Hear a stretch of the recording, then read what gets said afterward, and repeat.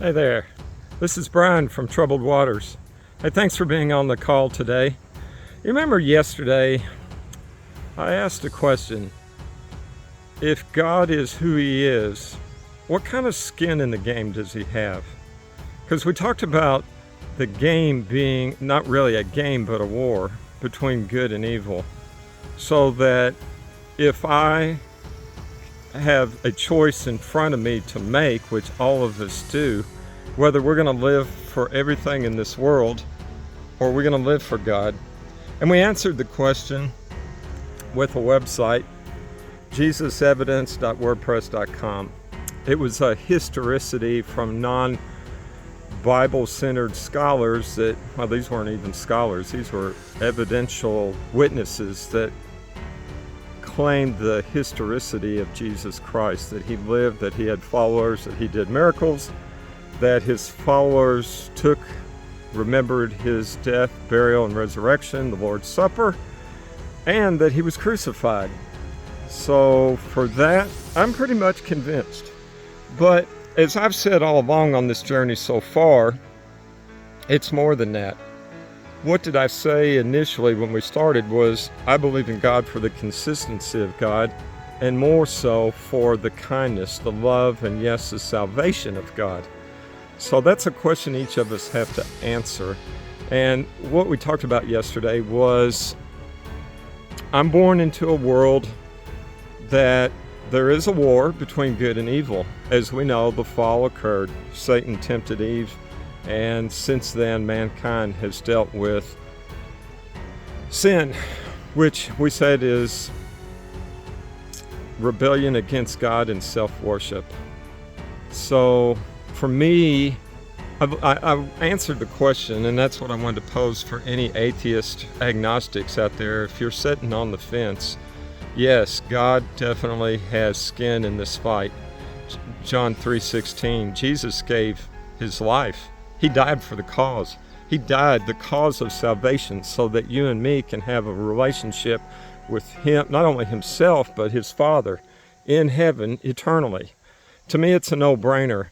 But I had to answer those questions, yes, from evidential backgrounds, but from faith. It's about faith. Faith is the evidence of everything that I act upon. It's the belief system put in motion, which I can't put it in motion until I get these questions answered. That's one reason why I want to be in this podcast with you and share some of these thoughts. Because I see people that are on the fence. I see people that are living in the world. Oh, they've been to church, but are they really following Jesus Christ? I want to read a couple of verses because a question that I've answered that I want to share with you is I've decided, yes, that Jesus gave His life so that I could live. He gave heaven's best. God, His Father, gave heaven's best, His only Son. And Jesus gave everything. And that means I've got to have skin in the game.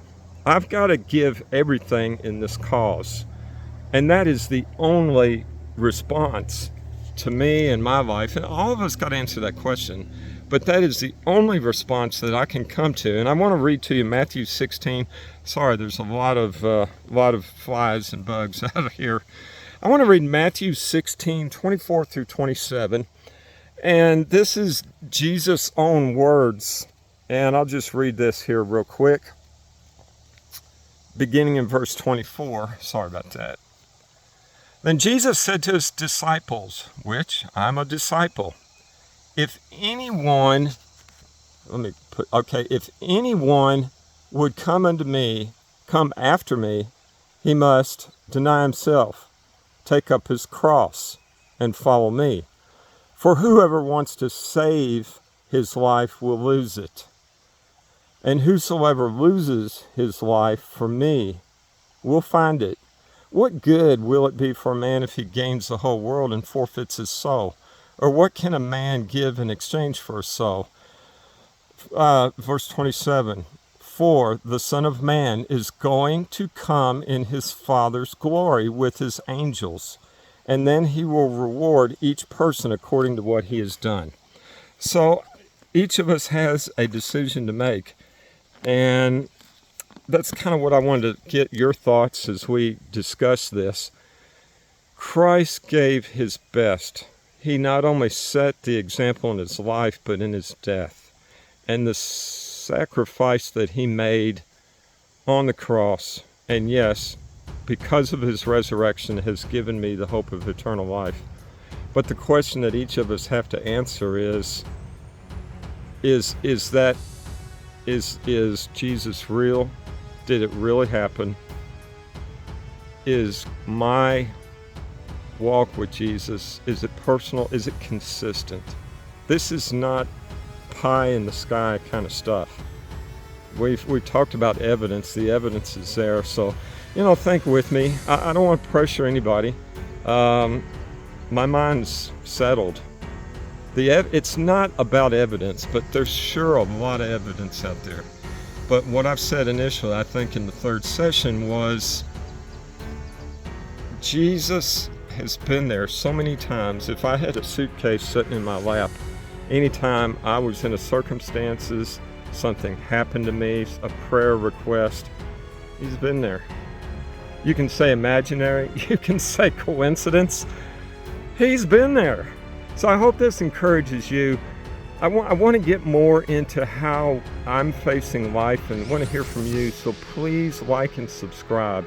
Please comment in the description field underneath the description field of today's podcast. And then just let's encourage one another. There's a lot of uncertainty. There's a lot of people that are afraid. And I think it's needless fear.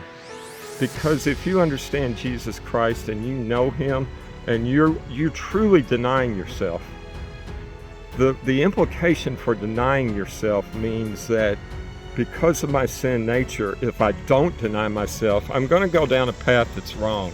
It's going to lead me away from God. Taking up my cross means, salvation is free, but it's going to cost me everything. That means I may be shamed, I may be ridiculed, I could even lose my life over this. But I'm not backing down, I'm not putting up, I'm not shutting up, and I'm going to walk forward with this walk with Jesus Christ because he loves me and I love him. And number one, I want to leave with you, Jesus Christ is consistent.